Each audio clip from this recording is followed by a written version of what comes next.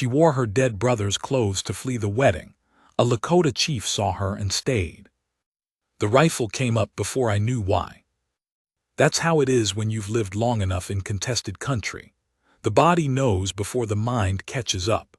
I was crouched at the creek's edge, letting my horse drink, and something moved in the tree line. Wrong size, wrong rhythm, wrong, and the rifle was at my cheek, and my thumb was on the hammer, and I was already scanning for more. One, just one. A man, I thought at first. Small man. Moving fast and graceless through the cottonwoods like someone who didn't know how to move through cottonwoods. Hat too big, coat swallowing the shoulders.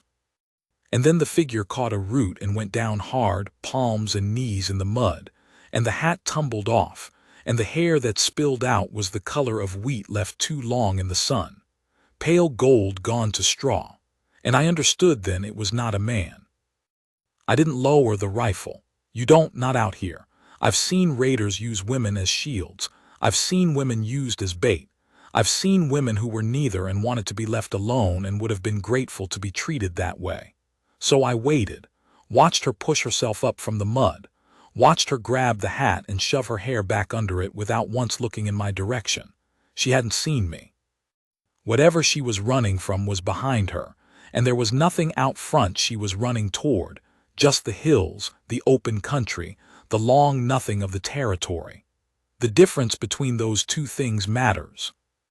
She got up and started moving again, and I said, loud and level, "Stop moving." She stopped, went very still. Her hands came up slowly on either side, not a gesture of surrender exactly, more like a practiced thing, like she'd already imagined this moment and had decided ahead of time how she would carry it. She still hadn't turned. "Turn around slow," I said. She turned. Her face was muddy. Her jaw was set hard like a door bolted from the inside. She looked me in the eyes and didn't flinch.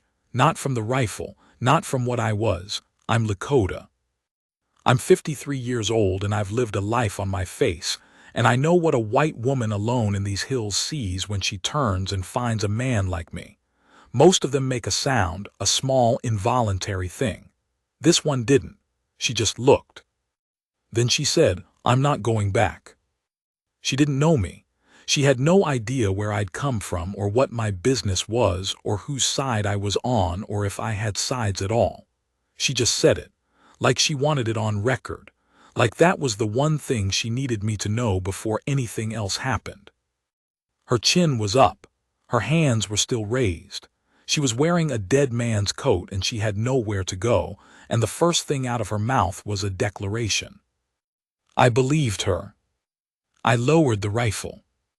My name is Kills at Distance. The white men who have known me long enough mostly call me Kilt. I've never been embarrassed by the name. I earned it before I was 20, and it kept earning itself for years after. I am chief of a band that has seen its numbers fall the way the buffalo have fallen. Not all at once. One winter a few less, one summer the territory a little smaller, one year another man gone, and you carry the absence the way you carry anything heavy. At first it's all you know, and then it becomes just part of how you stand. My wife Winona is buried in the Black Hills. My eldest son is buried there too, 4 years younger than his mother, and still that felt wrong in ways that didn't resolve. My people are not in the Black Hills any longer. They're on land the government decided was appropriate. And there are men who ride out to watch the boundaries, and there are rules about what we can and cannot do that change depending on who is writing them down. I come back every September, have done for 15 years. I ride out alone for a few weeks and I go through the old country, the places I remember from before, and I let myself remember. It's not grief exactly. It's more like keeping something from going dark, keeping it in the record. My daughter thinks I should stop. She's not entirely wrong. My body is not the body that earned that name. But some things you do because you've always done them, and you'll know when to stop, and you're not there yet. I was 2 weeks into that September ride when the woman went down in the cottonwoods. I looked at her standing in the mud with her hands raised and her jaw set, and I dug in my pack and threw her a piece of dried meat without saying anything first. She caught it with both hands. She ate it standing up, in 4 bites, the way a person eats when they've been trying not to think about being hungry. When she'd finished, she looked at the ground for a moment, then back up at me. "Thank you," she said. "You eat yesterday?" I asked. She hesitated, weighing something, then, "No." "Day before?" "A little, not much." "How far have you come on foot?" She looked around like she was calculating distance from landmarks she'd been counting. "Since yesterday morning." "Early." That was 15 miles of bad country at the least. No water holes she would have known. Snake country through the ravines. And she'd done it in whatever was on her feet inside those boots, which were a man's boots, 2 sizes too big. "Where are you headed?" I asked. "West," she said. "Colorado Territory. My brother had a claim there." "Had?" "He died last spring." "The claim would have gone to family." "It should have." She said it flat. "My father decided it was more useful to give me to the man who held the note on our farm." I let that sit for a moment, then, "And you decided differently?" "Yes." She looked at me. Something in her expression shifted, not softening exactly, more like a door opening a crack. "The wedding was this morning, or it was supposed to be. I left before light." I looked her over, the coat, the boots, the hat. "Whose clothes?" She looked down at herself like she'd forgotten what she was wearing. "My brother Caleb's. He died last spring." A pause, quieter. "I couldn't ride out in a wedding dress." And she stopped, started again. "It felt like he was with me." I thought about my son. The way a person will carry something belonging to the dead, not because it's practical, but because it's the only kind of company left. "Get your horse," I said. "I don't have one." I looked at her, she looked back. "I left the farm before I could take one," she said. "Greer, the man I was being married to, he had men watching the stable. I went on foot." I looked out at the country we were standing in. Thought about the 3 men working the arroyos to the west, whose business I knew and whose character I had assessed. Thought about the riders that would be coming, because a man like Greer, a man who sees a woman as an arrangement, does not shrug and let the arrangement walk away. He sends people. "You'll ride with me," I said. Her name was Maren Foss, Norwegian family. Her father had come over from the old country with nothing and built a farm and then made a long, slow run of bad decisions. Some of them bad luck, some of them bad judgment. Hard to separate the two after enough time, and the farm was mortgaged and Greer held the note, and the offer he made was the offer men like that make. It was framed as generosity. She told me this the first afternoon as we rode, coming through the draws where I knew the riders wouldn't think to look. She didn't dress it up, didn't perform it as a tragedy or as something she needed to be consoled about. She just told me what had happened the way you tell someone the facts of a situation when you need them to understand where you are. When she'd finished, I said, "And your mother?" "She died when I was 12. A pause. "She would have understood." "Understood what?" "Why I ran." She said it like it wasn't complicated. She was a woman who understood what was worth holding onto. We rode for a while without talking. She was behind me on the horse, and she held herself apart, careful not to touch me more than the movement of the horse required. And I could feel the tension of it even through her coat. That particular tightness of a person who has been told their whole life to take up as little space as possible, and can't undo the habit even when there's room. The storm came in around mid-afternoon, fast and mean off the western peaks, the kind that builds quiet all morning behind the ridgeline and then drops on you in 20 minutes. I pushed us into a stand of pines on the slope and we waited under the trees. The rain came in sideways and cold. The horse didn't love it but stood. I was watching the ridge when she said, "What was it like before?" White people ask that sometimes. Usually there's something underneath it, guilt trying to find a shape, or curiosity about the savage, or a need to feel sorry in a way that reflects well on themselves. She asked it plain, like she just wanted to know. I told her some of it. The hunting, how you could ride for 3 days and not see the edge of a herd, the ground vibrating before you even heard them. The winter camps, the particular work of staying warm and fed when everything was against you. The way a camp sounds in the dark when everyone is in and accounted for, and the fire is banked right and the children are asleep. My father teaching me to read the land where water hides, where game moves in the cold months, how the sky tells you what's coming before it comes. The way knowledge like that gets into your body so you don't think it, you just know it. She listened, really listened, which is rarer than people think. She didn't interrupt with things from her own life, didn't nod along in that way that means a person is waiting for their turn, didn't adjust what I was saying to fit something more comfortable. She just listened. When I stopped, she was quiet for a moment and then she said, "I'm sorry it's gone." "Parts of it are gone," I said, "not all." She thought about that. Which parts are still here? I had to actually consider it. The land is still here, the sky, the animals that are left. A pause. I'm still here. My people are still here, different but here. And I remember enough that I can show my children what I was shown. That's not nothing. She was quiet, then softly, "I think that's the bravest thing I've heard anyone say." I didn't answer, but I heard it. And I thought about it for a long time after, the way you think about something someone says that names a thing you'd never said to yourself. We made camp that first night on a flat shelf above the creek, sheltered by rock on 3 sides. Good sight, I'd camped there before. I set the oilcloth and started a fire small and hot the way you do when you don't want to be found, and she gathered wood without being asked. She knew how to gather wood.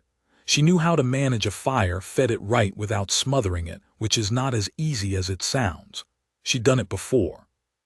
We ate, and afterward she sat with her knees drawn up and the big coat around her and the fire small between us. The stars were thick. She said, "You don't have to take me anywhere. I know that." "I know you know that. So why are you?" I looked at the fire.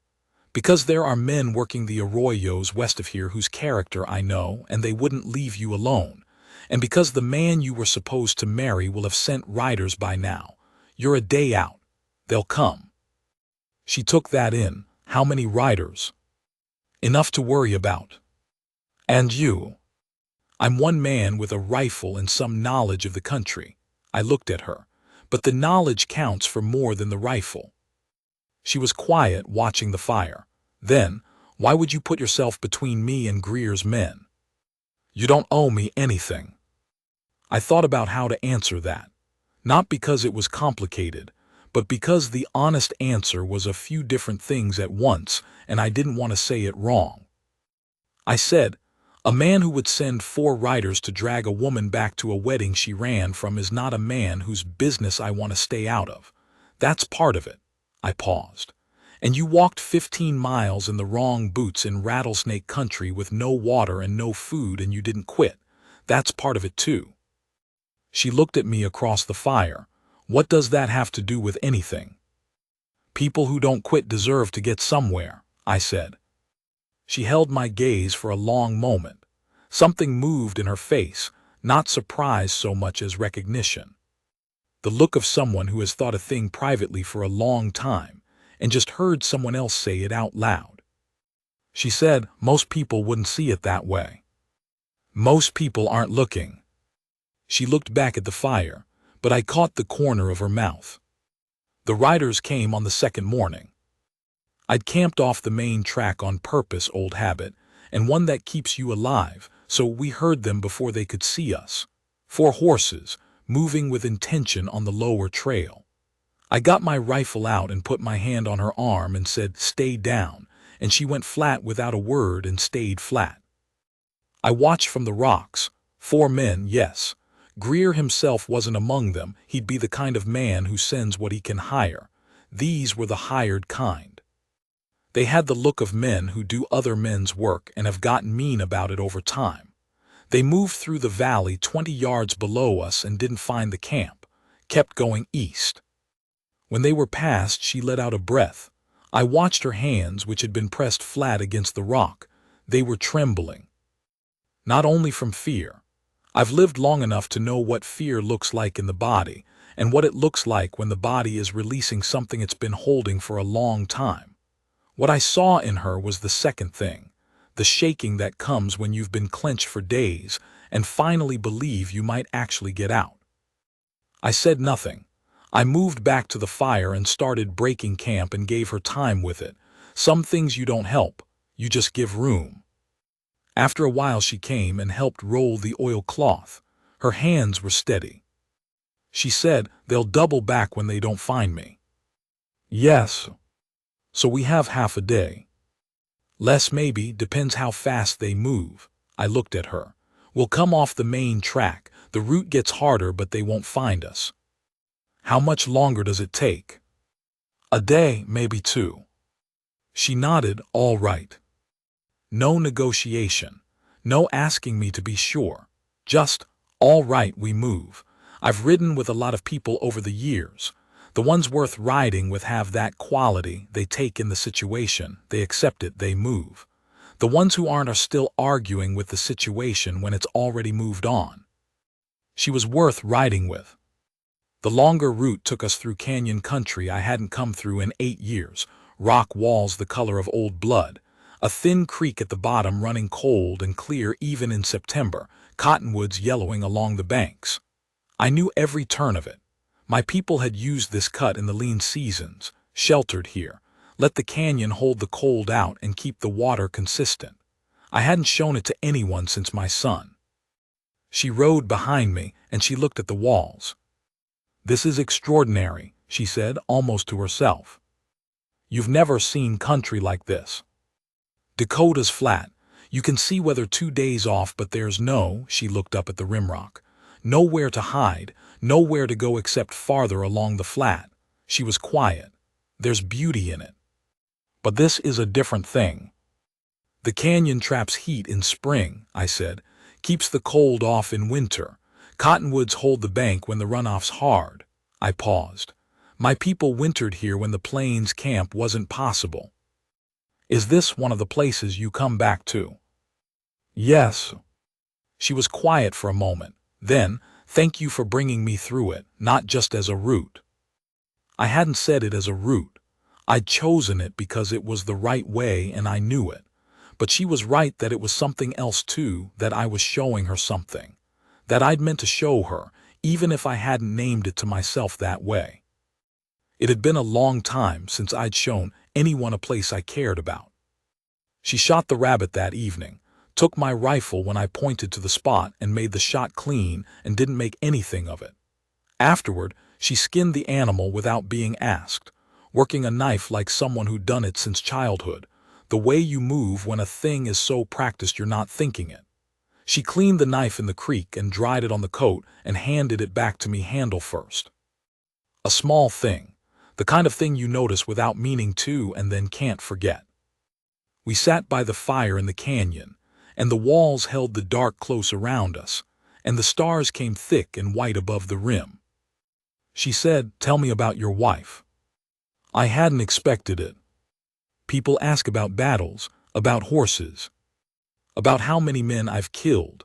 That's the kind of question that makes them feel like they're learning something about who I am. Nobody asks about Winona.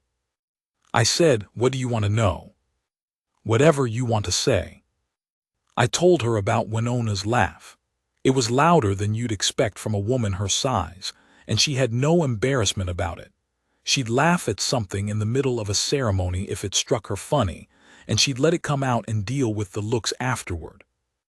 I told her about how Winona argued, persistent and patient, like water on stone, not loud or mean, but she'd come back to a thing she thought I was wrong about until I'd actually thought it through, and either she'd convinced me or I'd given her a reason that satisfied her. She didn't argue to win. She argued because she cared about getting to the right answer. I told her about the winter our youngest was sick, and Winona sat up 2 nights straight, and on the 3rd night I made her sleep and I watched the child and she woke at dawn and didn't thank me, just touched my face once with her hand, and that was how we were. When I stopped talking, there was just the fire for a while. Marin was looking at the coals. "She sounds like someone who knew how lucky she was," she said. "I was the lucky one." "I think you both knew it," she said. "That's the kind that counts." I looked at her across the fire. She was still looking at the coals, just thinking, not performing, not giving me something, just saying what she believed. A woman who tells the truth about what she sees without needing anything back for it. That's rarer than people know. On the third day, the riders found us anyway. My error, not hers. The canyon had to end somewhere, and where it ended was open ground, and there was no other way through. They were on the ridge when we came out onto the flat, and we were below them with no cover for a quarter mile. I heard the shout, then hoofbeats. I said, "Ride hard left into the rocks. There's an outcrop about 40 yards in, find it and go to ground. I'll come to you." She said, "What are you?" "Go." She went. I turned the horse and rode back toward them at a walk. I won't make it into more than it was. It wasn't a battle. It was a negotiation, and the rifle was the only language that negotiation understood, and I've been speaking that language my whole life. I rode toward the four of them with my face closed and my posture settled, and I sat my horse the way I've sat horses since I was 8 years old, like I was part of it, like the horse and I were one thing, and that thing wasn't thinking about being afraid because there was nothing to be afraid of yet. I know what I look like to men like that. I know what they believe about what I am and what I'll do. I've watched that belief do work for me for 30 years. You learn how to wear it. When they pulled up short, I said, "She's not here." The lead rider, blocky man, beard grown out mean, the kind of face that's been disappointed so many times it gave up trying to look any other way, said, "We saw 2 riders come out of the canyon." "You saw me and my son," I said. "We camp there sometimes, old country." He looked me over, looked past me at the canyon mouth. "Greer wants the woman." "Then he should have made her want to stay," I said. His jaw tightened. "She's his by agreement." "She's her own," I said. "By the same right you're your own." He didn't like that. The man to his left put his hand near his pistol, and I watched the hand without looking at it directly. "You willing to die for a white woman you don't know?" the lead man said. "I'm willing to kill 4 of you for the inconvenience," I said. "That's a different calculation." Long silence. The hand moved away from the pistol. He looked at the man beside him and then at the other 2, and what he saw there was people who had been paid to find a woman who didn't want to be found, not to die in a canyon in September for a man they didn't owe anything to. He turned his horse. They rode back up the ridge without another word. I sat still for a while afterward, longer than I'd need to if I was 30. My body takes more time than it used to with the aftermath. Eventually, I turned and rode into the rocks. She was 30 yards in, tucked into a slot behind a boulder with the knife in her hand.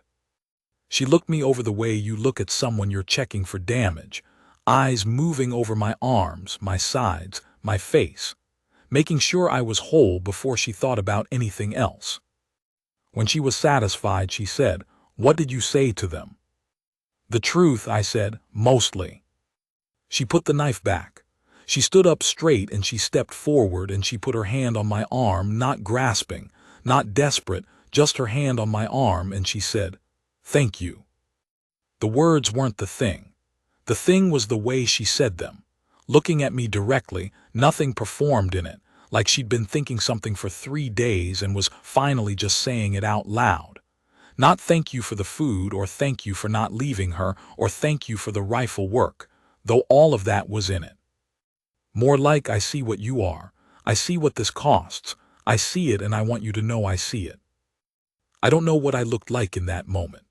Something changed in me that I didn't have words for, standing there in that rock slot in the Colorado hills with her hand on my arm and her eyes on mine. She took her hand back. Neither of us said anything else. We got on the horse and kept going. I carried that for a long time. We made good time through the afternoon.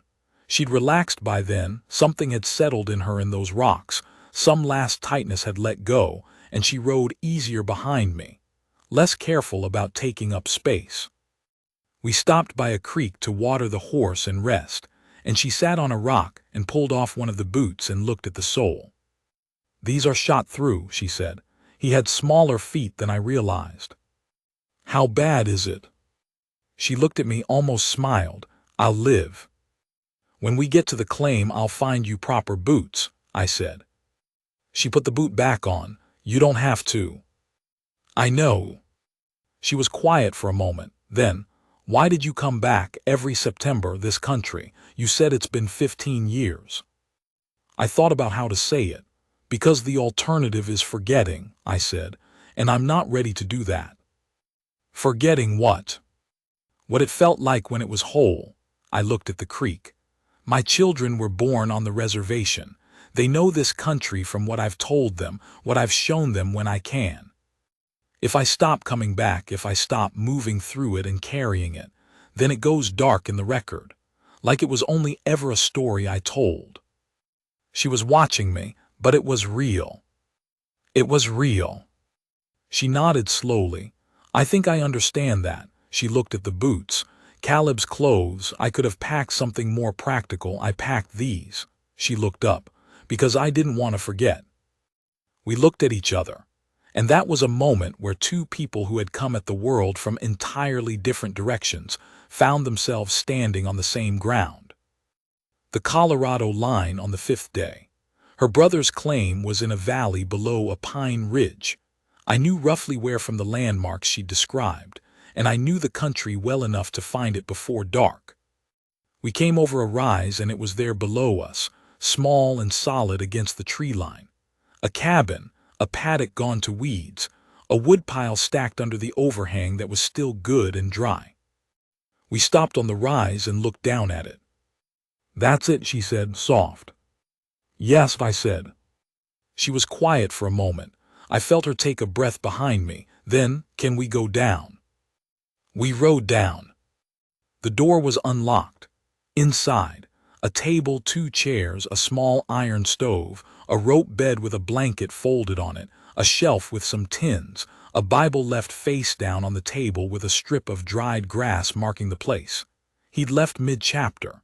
Whatever he'd been thinking about when he walked away from that book, he hadn't finished thinking it. Marin stood in the doorway for a long time. I stayed back. Some things you don't walk into with someone. You let them go first and you wait. She went in slowly, touched the table, ran her hand along the top of the stove, picked up the Bible and held it without opening it and put it back face down in the same place. She came back to the door and stood looking out at the valley, the pine ridge going dark with the sun behind it, the sky in the west orange and deep, the first stars coming in high and faint. Then she looked at me. "This is home," she said. Not a question, not hope, just fact settled. "Yes," I said. She came down the steps and came to the horse and looked up at me. "You could stay. A few days. Rest before you ride back." "I should get back." "I know," she kept looking at me, "but you could." "A few days." There was more in it than she said, and more in me than I said, and some things don't need words. Not because they're too big for words, but because the words would make them smaller than they are. I got down from the horse. I stayed 4 days. The place needed work. A door hinge rusted through, chinking crumbled from the north wall, a section of the paddock fence down. We fixed it. I shot a deer the second morning and we put up enough meat to last her into November. I showed her the water source and the way weather came into the valley, where to watch when clouds built to the north, how to read what the wind off the ridge meant. She showed me things too. She had a knowledge of what the land would grow, of soil and water and the long game of making a place sustain itself. Her family had farmed for generations. She carried it the way I carried mine in her hands, in the way she looked at a piece of ground. Evenings we sat and talked. Sometimes we didn't talk at all, and that was right too. On the second night she hung the coat on the peg by the door. She'd been wearing her own things underneath since the second day. She'd changed somewhere on the trail when I'd given her privacy without making anything of it. But she kept the coat out and hanging. Didn't pack it away. She looked at it for a moment. Then, "I think Caleb would have liked you." "What was he like?" I said. She thought, "Stubborn. Funny when he wasn't trying to be. He had opinions about everything and he'd tell you them whether you wanted to hear them or not." She paused. "He was completely honest, sometimes uncomfortably so, but you always knew where you stood." I said, "He sounds like someone who'd be worth knowing." "He was." She looked at the coat. "He'd have given you a hard time about everything and then he'd have wanted to hear every word you had to say." She looked at me. "He had a sense for people, for who was real and who was performing. He would have liked you because you're real." I didn't answer right away. Then, "I could say the same about you." She looked at me. "You think I'm real?" "I think when you look at something you see it," I said. "And when you say what you say it straight. That's not as common as it ought to be." She was quiet for a moment, then almost to herself. "I spent a long time pretending to see things the way my father wanted me to. The farm, the marriage, all of it. One day I looked up and I couldn't find myself in any of it. Caleb dying was—" She stopped. "It was terrible, but it broke something open. I couldn't pretend anymore. I couldn't make it add up to something I wanted." She looked at the coat again. "He'd hate that I used his death to make me brave. But I think he'd understand it." I thought about my son. About the year after, when I'd ridden out here and gone through the old country with his absence beside me everywhere I looked, like a second shadow that nobody else could see. About the way grief changes the shape of the world, and you have to relearn how to move through a changed shape. "Grief makes us do things," I said. "Sometimes it makes us do the right things." She looked at me, something settled in her face. "Yes," she said, "I think that's exactly right." On the fourth morning, I saddled up before the light was full. She was awake before I was. I came out to find her sitting on the step with 2 cups of coffee, watching the dark blue ease out of the sky over the eastern ridge. She handed me a cup without saying anything. We drank the coffee standing there while the light came in. Then she said, "Come back sometime. I ride out every September. The canyon country is 2 days south of here," she said. "More or less." "More or less," I agreed. She turned to look at me. Full on, the way she'd looked at me from the beginning, straight, no shield, no performance. She said, "You're the best man I've met. I want you to know that." I looked back at her. "You've met some poor examples." A small smile. "I've met some decent ones, and I've met you. There are things a person says when they have no reason to give you anything but the truth." She'd watched me for 5 days in hard country with the lights on behind her eyes, seeing what she saw, and she was telling me what she'd seen. No debt in it. No need to manage me. Just, "This is what's true and I'm saying it because it's true and you ought to know it." I reached down and put my hand over hers, where she held the coffee cup. Just for a moment. Her hand was cold from the morning air. She turned her hand and held mine back, warm and steady. Then I took my hand back, handed her the cup, and turned to the horse. I rode until the valley was behind the ridge. Then I stopped and looked back. The cabin was a small brown square below in the trees, and there was smoke rising from the stove already, straight up in the still morning air, and the valley was quiet and the light was full and good. I ride back that way now, some Septembers. Not every year the country is what it is, and the routes change, and some years the south route doesn't make sense. But some years I ride through the canyon and up over the ridge and down into the valley. I've stopped in twice now. Once 3 years after that first time, once last fall. She's built the place up. A second room off the back, a real garden with a root cellar dug for it. A small herd of cattle she started with 2 animals and worked up slow. She had a neighbor woman helping her by the second year, a widow from 2 valleys over who'd needed somewhere to be and found it. A community forming the way communities do when someone decides to stay and means it. The first time I stopped, she came out with 2 cups already made, like she'd seen me on the ridge and had the time to prepare. Maybe she had, she said. You look older. I am older, I said. Good older, she said, like a man who's been doing the right things. We sat on the step the way we had that last morning and talked for 2 hours. She told me about the ranch, what had worked and what hadn't, the neighbors, the slow business of being a woman alone in that valley and what it required and what it gave back. I told her about my people, the reservation, the grinding patience of trying to hold on and the small victories that looked like nothing from outside and felt enormous from inside. When it was time to go, she stood up and looked at me with those steady eyes. She said, "You're carrying a lot." Yes. You always were. Yes. You do it well. I looked at her. Some days. Most days, she said. Come back when you can. I'm 59 now, 6 years since the Cottonwood Creek. The reservation has changed and my people have changed and I have changed. I've made peace with more things than I thought I could, and I'm still working on others, and I think that's the honest accounting. My daughter is right that I should stop riding out. My body is not the body that earned my name.